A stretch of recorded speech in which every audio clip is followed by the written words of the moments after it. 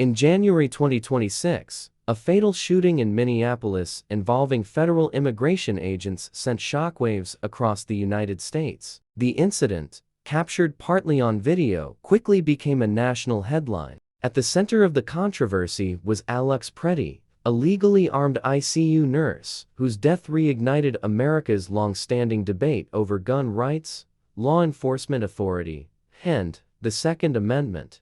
Alex Preddy was described by friends and family as a dedicated ICU nurse and a responsible gun owner. He legally carried his firearm and had no criminal record. On the day of the shooting, Preddy was reportedly observing and recording a federal immigration operation, a decision that would tragically end his life.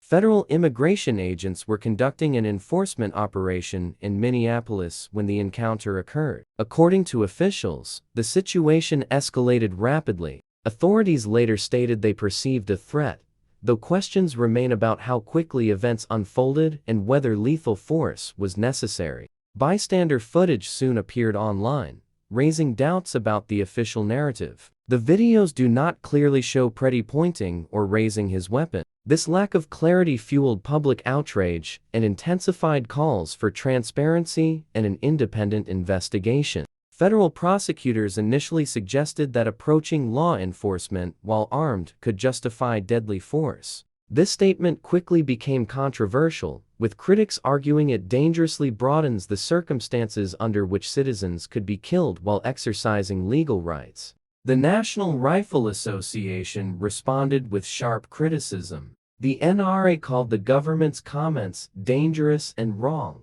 stressing that law-abiding citizens have a constitutional right to carry firearms and should not be treated as automatic threats. For gun rights supporters, the Minneapolis shooting represents a troubling precedent. They argue that if lawful gun ownership alone can justify lethal force, then the Second Amendment itself is being undermined. Several Republican lawmakers echoed the NRA's concerns, warning that constitutional rights are meaningless if exercising them puts citizens at risk. Meanwhile, Democrats urged patience, emphasizing the need for a full investigation before drawing conclusions.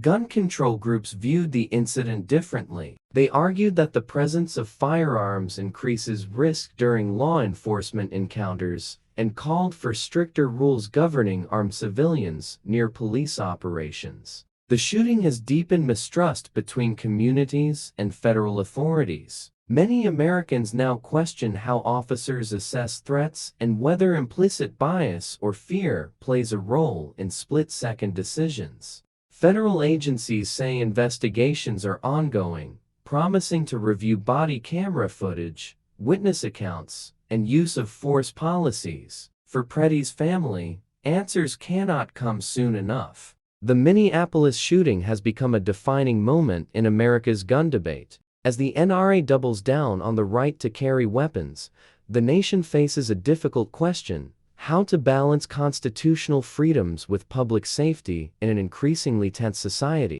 Media coverage played a major role in shaping public reaction to the Minneapolis shooting. Some outlets focused on law enforcement safety, while others highlighted Alex Preddy's legal right to carry a firearm. This divided coverage further polarized public opinion, turning the tragedy into a broader ideological battle. For millions of law-abiding gun owners across the United States, the incident sparked fear and uncertainty. Many now ask whether carrying a legally owned firearm could put them at risk during routine encounters with authorities, fundamentally changing how they exercise their rights. As investigations continue, the Minneapolis shooting remains a powerful symbol of America's unresolved gun debate. Whether this case leads to policy change or deeper division, one truth is clear: the conversation about rights, safety, and accountability is far from over.